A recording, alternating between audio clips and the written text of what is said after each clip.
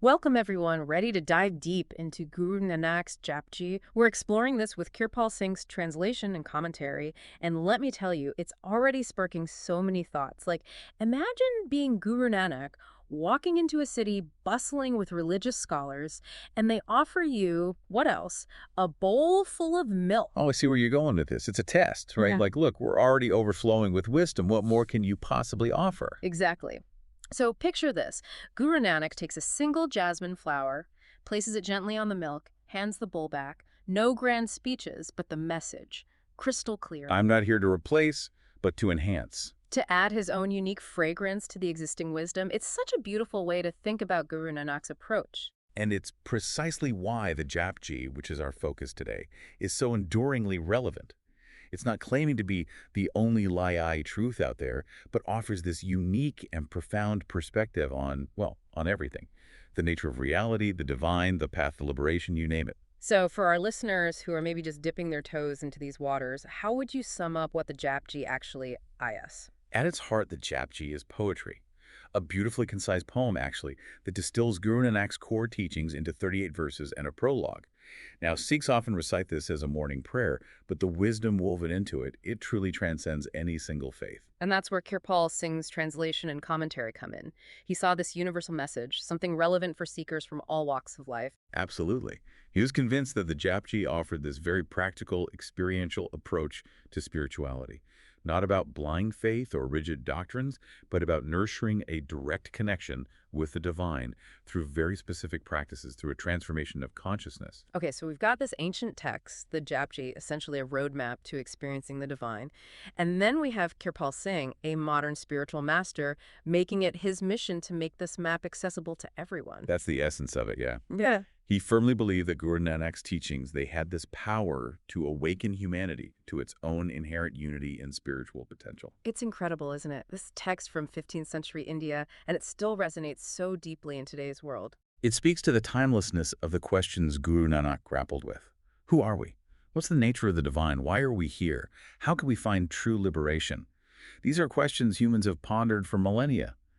The Japji offers profound insights that continue to guide seekers, even now. So we're not just digging into history here, it's an exploration into the very core of spiritual inquiry. You got it. And the remarkable thing is, Guru Nanak doesn't shy away from these big questions, not even for a moment. He starts the Japji with a powerful declaration, Ekankar, the one supreme being. Ekankar. It's fascinating how he establishes this idea of oneness right from the start, and not just oneness in a general sense, but this unifying force that goes beyond labels and divisions. Exactly. Guru Nanak, he wasn't interested in theological debates or arguing for one faith's superiority over another. He recognized that all paths, when pursued with sincerity, ultimately lead back to the single source. Which leads us to another crucial concept Kirpal Singh highlights in the introduction, Nam, often translated as the divine word. But it's more than just words on a page, right? Absolutely. Nam, in this context, is about the very essence of the divine. It's that creative force, that life-giving current flowing through all creation, connecting everything back to that one supreme being. So less about reciting a name and more about attuning ourselves to this vibrational frequency, this kind of cosmic hum that permeates everything. Beautifully put. And this is where the practical aspect of Guru Nanak's teachings comes in. He doesn't just leave us with lofty concepts. He offers specific practices to help us tap into this Nam and experience its transformative power. So it's not just about passively believing in some higher power, but about actively cultivating a connection with this divine energy, this Nam. And Kirpal Singh, he points to some specific practices in his introduction, Simran, Dhyan, Bhajan. It feels like we're moving from I don't know. from philosophy to experience here. You got it. These practices, they're like keys unlocking a door to deeper awareness. Not rituals in some empty sense, but techniques for actually shifting our consciousness. Okay, so let's break those down a bit. Simran, if I'm remembering right, it's about focused remembrance, kind of like a mantra, yeah. That's the idea. Quieting that mental chatter, that constant internal dialogue, and instead tuning ourselves to a different frequency, the subtle vibration of Nam within. And Tian, that's where meditation comes in, right? Going even deeper into that stillness. Precisely. Simran, it prepares the ground, and then Dhyan allows us to dive deep into that stillness we've cultivated by quieting the mind, withdrawing our senses from the external world and turning our attention inward. Ah, and that's where I feel like Bhajan comes in. using sacred sound, music to enhance that connection even more. I've got to admit, of all the spiritual practices out there, this one, it really speaks to me. There's something so potent about chanting, about singing, as a way to shift your state of being. It is powerful, isn't it, Pajan? It's about allowing yourself to be moved by sound, to, in a way, merge with the vibration of the divine. Not performance, but a form of surrender. And, I think that's what makes Kirpal Singh's commentary so valuable. He always brings it back to that experiential dimension. Reminds me of something he wrote about the Japji. He said, it's not merely an oral profession, but a highly practical and living essence. He emphasizes that throughout his work, yeah. The Jap Ji, it's a guidebook, not just some beautiful text to admire. It's about incorporating these practices into our lives, letting them transform us from the inside out. And speaking of transformation, we can't forget Guru Nanak's description of the three realms in the Jap Ji. Ah, yes, the three realms. This is where things get really mystical. Stanzas 35, 36, and 37.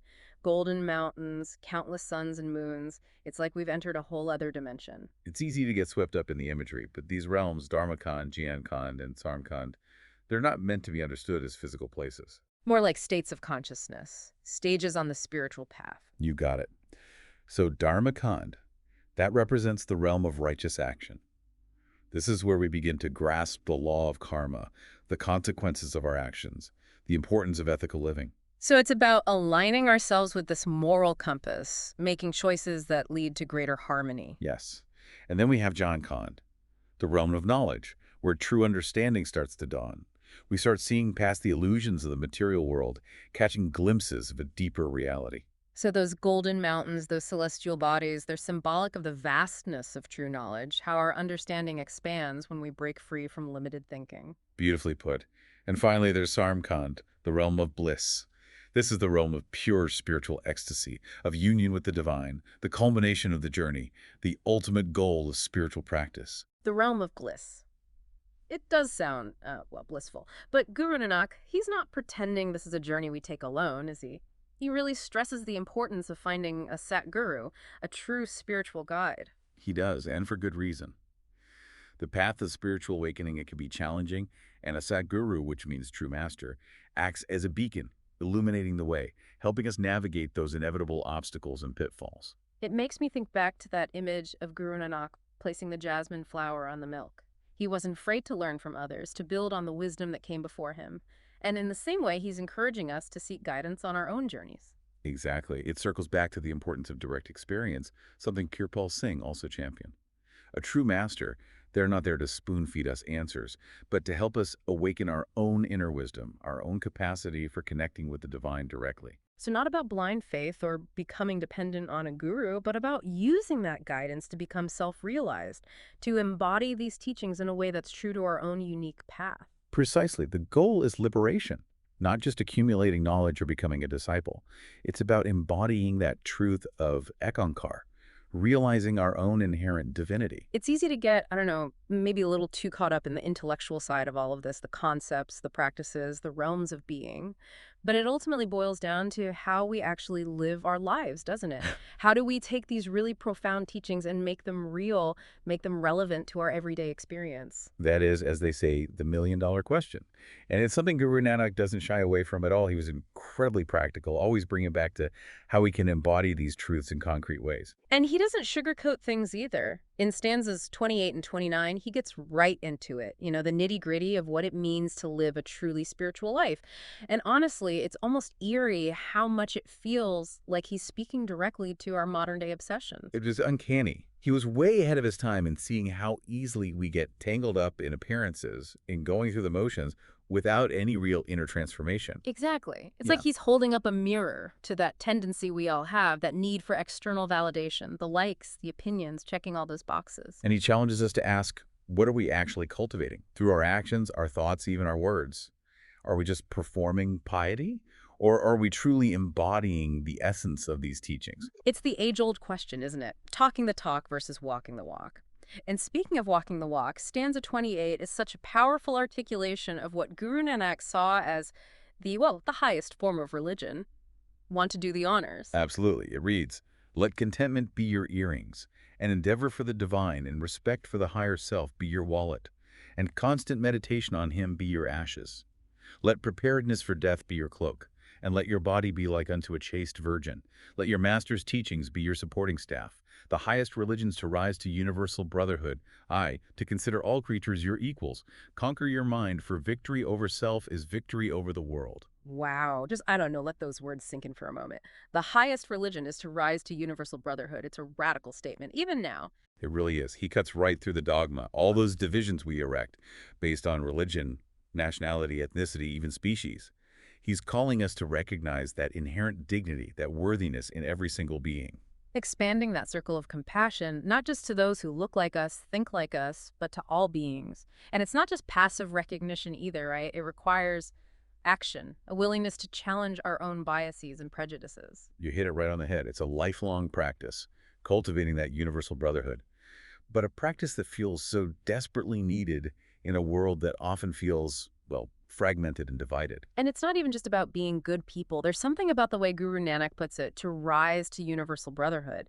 Like, it's an aspiration, a calling to evolve into something greater than ourselves. Exactly. It's about aligning ourselves with a higher purpose. And that purpose, in Guru Nanak's view, it was to live a life in service to that oneness, that ek onkar we were discussing earlier. And he provides a roadmap for how to do that, doesn't he? Stanza 38, it lays out some of those specific qualities of a true seeker. Self-discipline, humility, a constant yearning for the divine. He does, and he doesn't present them as these burdens. They're pathways to liberation, to experiencing the joy, the fulfillment that comes from aligning with our true nature. It's not about suppressing our desires or becoming some kind of ascetic. It's about cultivating a different orientation towards life, one rooted in service, in compassion, in that awareness of the divine spark within all beings. And remember those practices. Simran, Tian, Pajan, they're not just abstract techniques. They're tools for cultivating these very qualities, for transforming ourselves from the inside out so we can show up in the world as embodiments of these teachings. Makes me think of something Kirpal Singh said. He called the Jap Ji a living wisdom tradition. Not some historical artifact, but a source of guidance that's meant to be lived, breathed, embodied. And like any living tradition, it requires us to participate. It's an ongoing dialogue, a process of continual discovery, not about memorizing verses, but allowing them to awaken something within. It brings to mind stanza 39 with that beautiful metaphor of life as a play, orchestrated by the divine. Powerful imagery, isn't it? It really is. Like, there's this larger story unfolding, this cosmic drama, and we all have a role to play. It makes me wonder, what does it really mean to surrender to that higher will? To play our parts with grace, with humility? That's a beautiful question to sit with, and I think that's precisely what Guru Nanak intended. The Japji, it's not about giving us all the answers, but about sparking our curiosity, inviting us into this deeper exploration of our own spiritual journey. And maybe that is the greatest gift of this text, that realization that the journey, it is the destination. Beautifully said. To all of you listening, thank you for joining us on this deep dive into the profound wisdom of Guru Nanak's Japji. We've only just begun to explore its depths, but hopefully this has given you a taste of the richness, the depth of this incredible text. May it serve as a source of inspiration, of guidance on your own unique journey of awakening. Until next time, may you find peace, wisdom, and that deep connection to the divine within and all around you.